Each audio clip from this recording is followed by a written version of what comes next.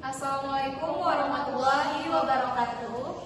First of all, let's thanks to our God Allah Subhanahu wa Ta'ala who has given us health and mercy until we can meet together in this room.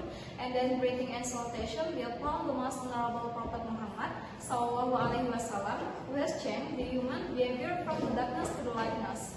Okay, in this opportunity, the first venerable Mr. Anwar MPD as a lecturer ilmu gizi dan kesehatan first and online friends. Okay, we are from the group 3. First, my name is Anila Kendra and my partner is Samila. Okay, in this occasion, we will discuss about facts. Okay, the first material will be presented by me. Okay, the first material will be presented by me. Next. Oke, pada materi pertama ini kita akan belajar mengenai lemak. Adapun subtopik atau submateri pada lemak ini, yang pertama kita akan membahas mengenai pengertian lemak, yang kedua jenis lemak, yang ketiga fungsi lemak, yang keempat ada sumber lemak, dan yang kelima ada metabolisme lemak. Nah, yang pertama kita masuk ke pengertian lemak. Lemak adalah senyawa kimia yang tidak larut dalam air serta disusun oleh karbon, hidrogen, dan oksigen. Nah, karena tidak larut dalam air, maka untuk melarutkan lemak ini kita membutuhkan pelarut khusus seperti eter, kloroform, dan benzen. Next. Nah, selanjutnya kita masuk kepada jenis lemak.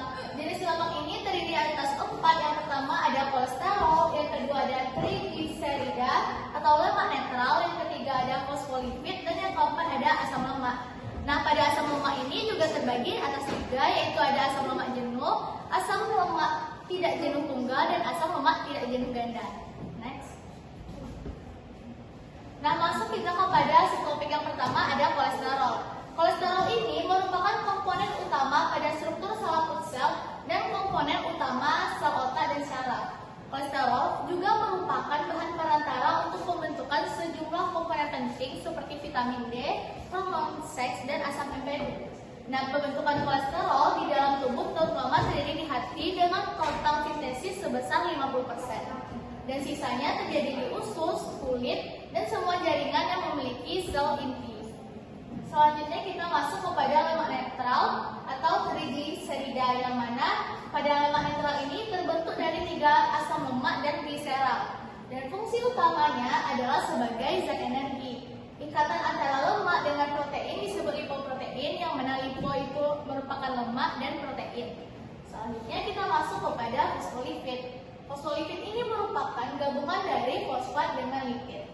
Next. Nah, yang terakhir ada asam lemak.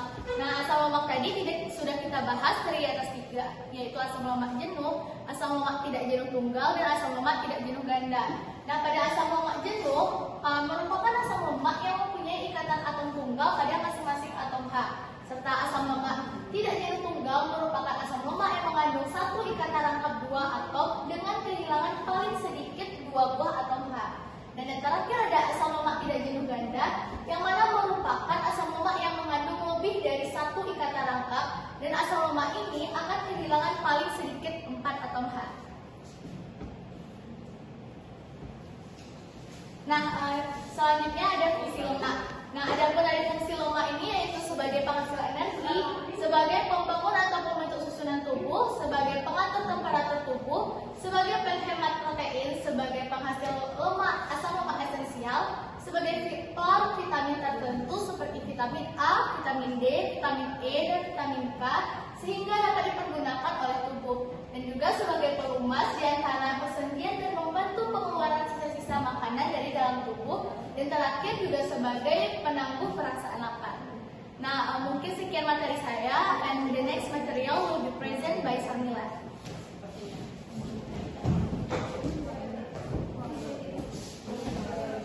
Oke, thank you, Puan. Oke, saya akan menjelaskan terkait apa sih sumber lemak itu. Nah, sumber lemak itu terbagi atas 2. Yang pertama itu sumber nabati, yang kedua adalah sumber hewani. Nah, sumber nabati itu merupakan lemak yang didapat dari sumber makanan. Contohnya ini pada slide PPT bisa dilihat itu ada kacang kedelai, ada minyak kelapa, kemudian juga ada buah alpukat. Selanjutnya itu sumber hewani merupakan sumber lemak yang didapat dari hewan. Nah, contohnya seperti daging, telur, serta susu. Next.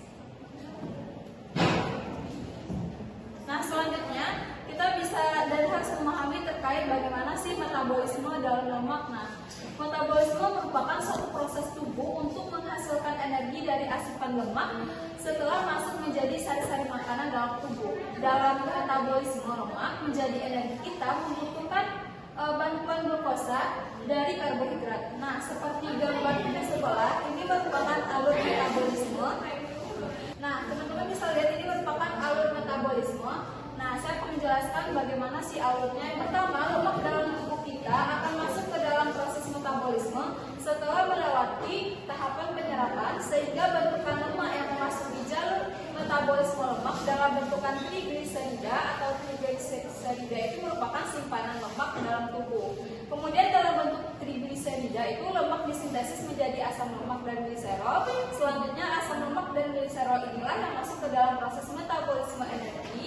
Nah, selanjutnya pada proses gliserol dan asam lemak memerlukan glukosa untuk memasuki siklus Krebs. Selanjutnya, dengan memasuki siklus ini, gliserol dan asam lemak dapat diubah menjadi energi, sehingga hasil akhir dari pencernaan lemak ini ialah asam lemak dan gliserol. Teman-teman bisa melihat ini lemak, protein, kemudian karbohidrat. Nah, kemudian ini akan terjadinya sintesis ya, asam lemak kemudian diubah menjadi asam amino dan monosakarida. Kemudian ini dibantu dengan asetil-CoA dan melakukan proses siklus Krebs. Nah, di mana akan membentuk 2H atau pembentukan 2H terlebih dahulu, kemudian menghasilkan ATP atau energi. Kemudian juga ada ADP yang dalam bentuk senyawa kimianya atau unsur kimianya itu O2 dengan H2O. Nah, metabolisme lemak ini yang proses yang terjadi di dalam tubuh manusia.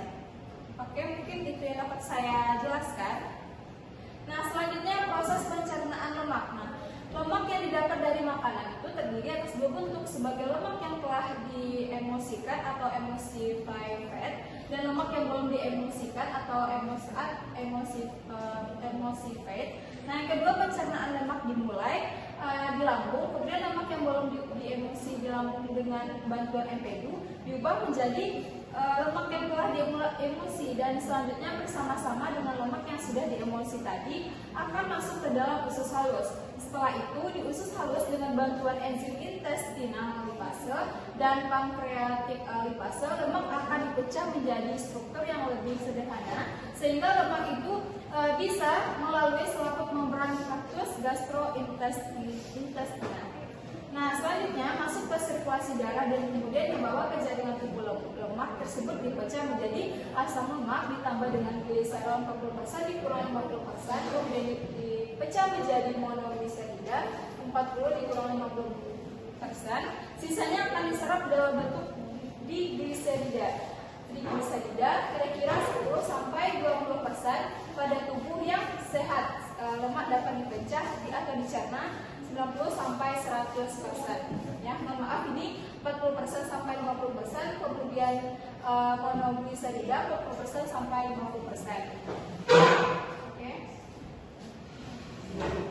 Nah, selanjutnya pencernaan lemak tadi dapat dibedakan berdasarkan panjangnya rantai C, yaitu asam lemak berantai C pendek akan mudah diserap, biasanya langsung penyerapannya melalui vena portal di hati. Kemudian asam lemak berantai sedang seperti gliserol, trigliserida berantai sedang dan diserap dalam jejunum melalui sistem darah portal melalui vena portal, dan asam lemak berantai panjang tadi monogliserida, digliserida diserap melalui sistem limfatik.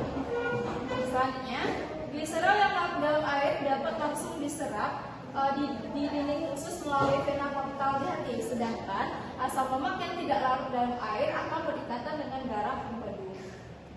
Oke, setelah itu melalui membran usus asam lemak melepaskan lagi ikatannya dengan empedu. Nah, selanjutnya melakukan ikatan kembali dengan gliserol dan sejumlah kecil protein atau disebut dengan chylomicron, kemudian yang diserap ke dalam lateral atau sistem limfatik, dan selanjutnya disampaikan ke seluruh tubuh melalui pembuluh limfoid thoracius sampai ke jantung. Oke, saya akan menjelaskan mind map atau peta konsep terkait materi lemak. Nah, bisa dilihat ini merupakan sebuah peta konsep terkait cakupan materi ataupun item yang kita pelajari dalam lemak. Nah, jadi lemak itu disebut sebagai lipid. Nah, di mana pengertiannya adalah zat organik hidrofobik, sifatnya sukar larut dalam air, dapat larut dalam pelarut, kloroform, ether, benzena. Nah, tersusun atas unsur C, O, dan H, tersusun atas unsur tersebut, kemudian membentuk ester asam lemak dan gliserol. Nah, apa sih klasifikasi dari lemak tersebut? Nah, teman-teman bisa lihat lemak itu ada terbagi lemak sederhana, lemak campuran, lemak asli, atau disebut dengan derivat lemak. Kemudian kecukupan, di sini ada kelebihan dan kekurangan dari lemak. Jika kita mengkonsumsi satu makanan yang mengandung lemaknya itu lebih, nah kita akan merasakan apa sih dampaknya. Yang pertama itu peradangan arteri, kedua obesitas, memicu timbulnya kanker, 4 meningkatkan risiko jantung dan penyakit stroke. Kekurangan dari lemak kita bisa mengalami yang pertama kinerja jantung kita jadi menurun, depresi, sulit konsentrasi, autis, dan daya ingat lemah serta melemahnya fungsi otak. Selanjutnya fungsi dari lemak. Nah, fungsi lemak itu sendiri yang pertama itu pelindung tubuh dari suhu rendah, kedua pelarut vitamin A, D, E, K, kemudian yang ketiga pelindung alat tubuh vital seperti jantung, lambung sebagai bantalan lemak. Nah, yang keempat penghasil energi tertinggi, kemudian menahan rasa lapar dan salah satu bahan penyusun membran sel.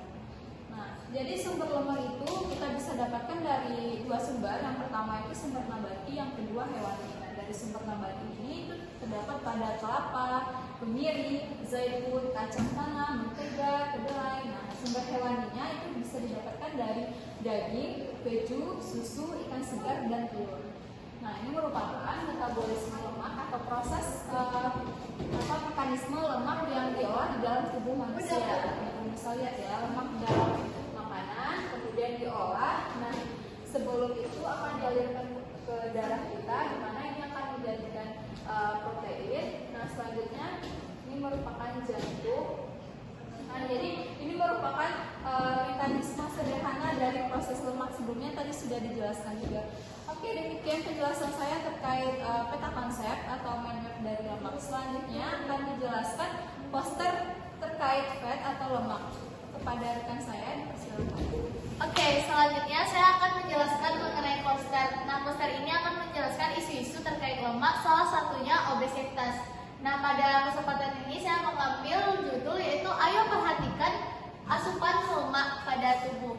Nah, yang pertama kita harus mengetahui apa sih itu obesitas. Nah, tahukah kamu kelebihan lemak dapat mengakibatkan obesitas, yang mana menurut WHO atau World Health Organization, obesitas didefinisikan sebagai kumulasi lemak abnormal atau berlebih yang dapat mengganggu kesehatan. Nah, apa saja sih penyebab dari obesitas tersebut? Yang pertama, obesitas dapat terjadi karena faktor genetik bawaan dari ayah atau ibu, yang mana ini memiliki persentase sebesar 33% sangat berpengaruh. Yang kedua, yaitu kurang melakukan aktivitas fisik yang dapat menyebabkan penumpukan lemak. Nah, kurang berolahraga dapat menyebabkan penumpukan lemak di dalam tubuh kita. Dan yang ketiga, yaitu sering mengkonsumsi makanan siap saji, manis, dan penyedap. Nah, ternyata mengkonsumsi junk food dapat menyebabkan penumpukan lemak di dalam tubuh kita. Selanjutnya kita akan membahas terkait risiko penyakit dari akibat dari obesitas tersebut. Yang pertama, kita dapat terkena hipertensi, diabetes, kanker, osteoporosis, penyakit kardiovaskular, serta penurunan produktivitas dan usia harapan hidup. Nah, adapun cara pencegahannya, yang pertama kita harus mengatur pola makan serta porsi makan dan minum kita. Selanjutnya kita harus memperbanyak mengkonsumsi sayur dan buah, dan juga memperbanyak aktivitas fisik seperti berolahraga, menjaga pola tidur yang cukup. Nah, sekian presentasi saya terkait poster dengan judul Ayo Perhatikan Asupan Lemak bagi Tubuh Manusia. Saya akhiri. Wassalamualaikum warahmatullahi wabarakatuh. Okay, that's all our material about the fats. And thank you for your attention. Assalamualaikum Warahmatullahi wabarakatuh. See you.